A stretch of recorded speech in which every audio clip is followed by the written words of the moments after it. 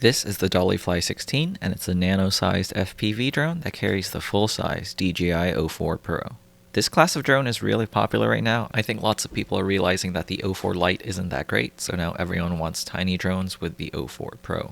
And so this is Sub250's offering in that class, a tiny drone that spins 1.6-inch props and costs just $120. But how good is it, and is it worth the money? Let's find out, starting with the unboxing and my first impressions. Alright, here it is, very nicely shrink wrapped.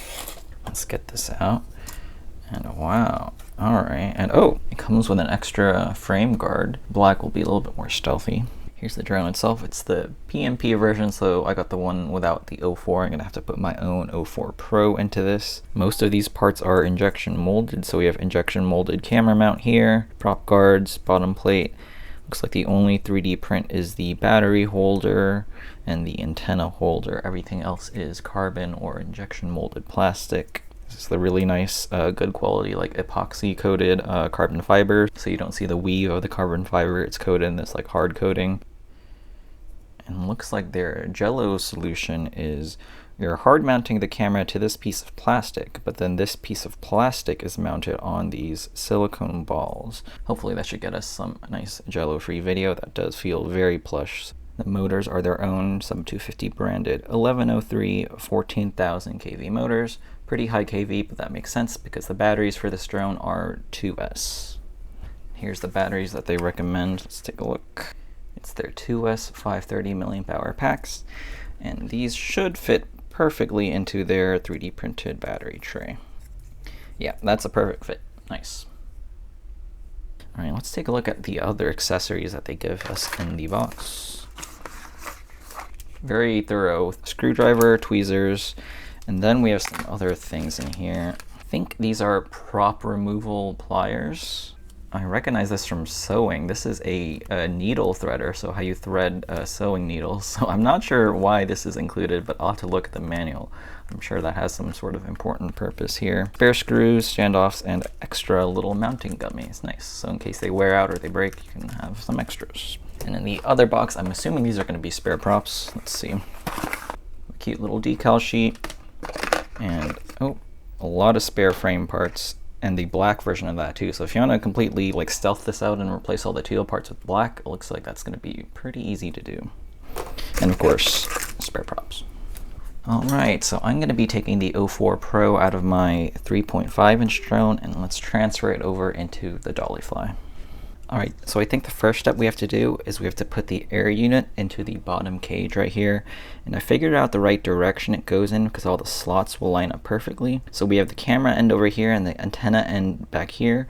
And this piece of plastic, it looks different on every side. And if you do it properly, you should be able to access all of the ports. An easy way to tell is the bind button over here, and there's a little cutout here for the bind button. So that should go in there, and everything lines up perfectly. So there's the bind button, there's your SD card, there's the camera exit cable, and over here in this little cutout, there's the antenna. So that's how it should go together. And so now we need to screw using 4 M2 screws, I think M2 by 4mm screws. Unfortunately, my kit didn't come with any of those screws. These are for the camera, so we need those for later. These are for mounting this bracket back onto the frame. The only extra screws it came with are these absolutely tiny little spare screws. These are not the right size for the O4. So what I'm gonna do is I have a whole stash of backup M2 screws. I'm going to use 4 M2 by 4mm long screws to attach the O4 Pro air unit to this bracket here.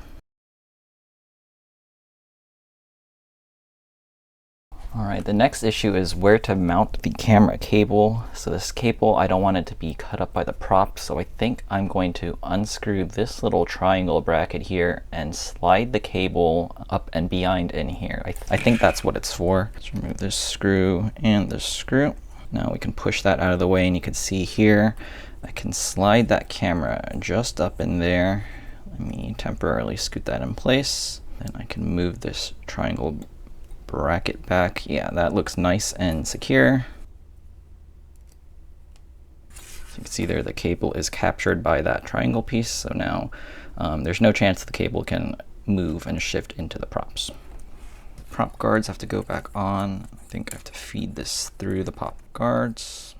Alright, now it's a matter of orientation of which way this goes, and I think that's going to be determined by the O4 cable. Since that can only go in one way, it should fit in like this. So there's the front of the drone, and the DJI logo is angled up here. Oh, you know what? I forgot one thing. The antennas. The antenna holder over here, the antennas have to go up and through the prop guards. Temporarily remove the prop guard again. And we have to feed the antennas through. There's a lot of little parts to juggle around. I think we have to feed the antennas through right now. I think that'll be the easiest. The antennas are a really, really loose fit actually, so that won't be too difficult. Get this prop guard roughly back into position. Re-secure the prop guard. All right, this is slowly coming together. I need to plug in the O4 cable into the O4 as well as route the wire properly. I'll only do one screw right now while I figure out where all the wiring should go. And it looks like there's quite a bit of space in here. And it looks like there's a 3D print there to kind of act as a wire holder.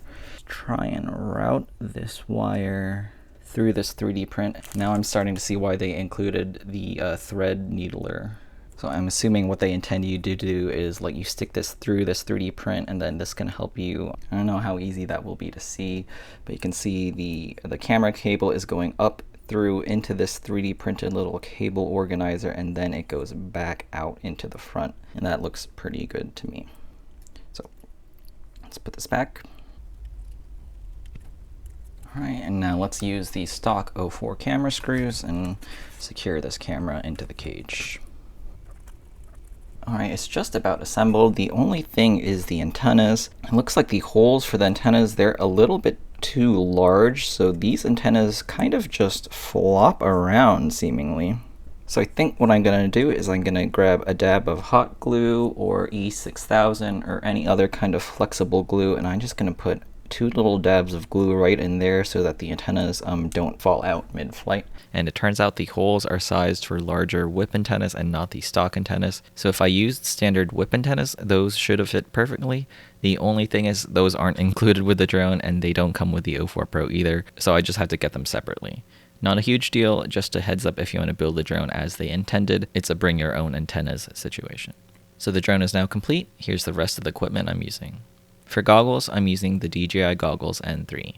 And for radio, I'm using my Radiomaster Boxer. For batteries, I'm using the recommended Sub250 branded batteries, as well as these 2-cell Lava 550 packs, which are pretty close in size and also fit in the drone.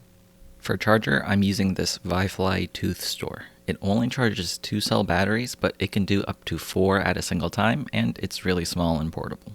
As far as weight goes, the base drone weighs 94 grams. With the Sub250 pack, it weighs 120 grams. With the Lava 550 pack, it weighs 123 grams.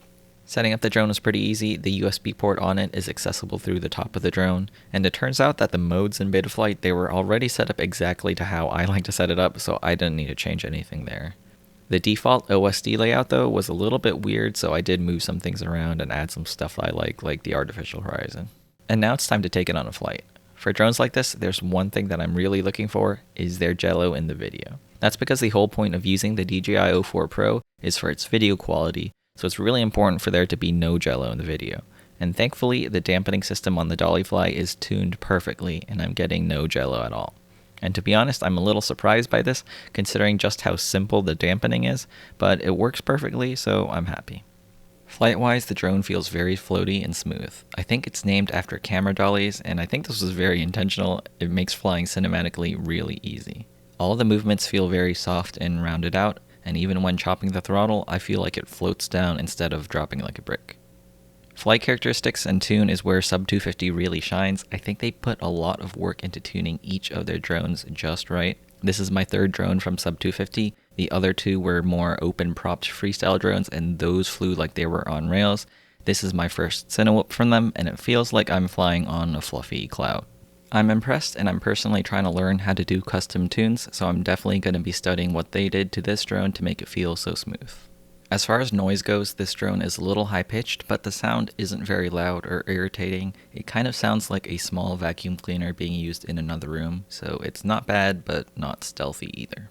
And finally, let's talk about battery life. In order to make this drone so small but still so floaty, it seems like they had to cut back on the battery size, and on top of that, I'm also pretty conservative with my batteries, so I try to land before they hit 3.5 volts per cell. So with the Sub250 pack, I'm barely just getting 3 minutes of flight, and with the Lava 550 pack, I'm getting 4 minutes. It's definitely a usable amount of time, but it's not amazing. I think the solution to this is to just sacrifice the overall battery health and run them down lower to like 3.3 volts per cell.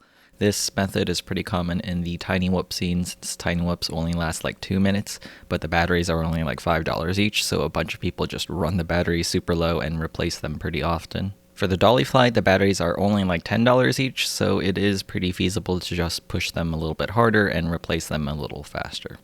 Overall, looking at the entire package, one thing that really sticks out to me is its value. In just this year, prices on all drones have just shot up through the roof, but this DollyFly16 is just $120 for the PNP drone with Express LRS receiver. That's really good for a drone that flies so smoothly, built so well, and records with no jello. So if you have a DJI O4 Pro and want the best value drone to carry it, then I think this DollyFly is it. The bigger issue is just getting an O4 Pro in the first place, because at least here in the USA, it's now almost impossible to get one at retail price. But that's another story for another day.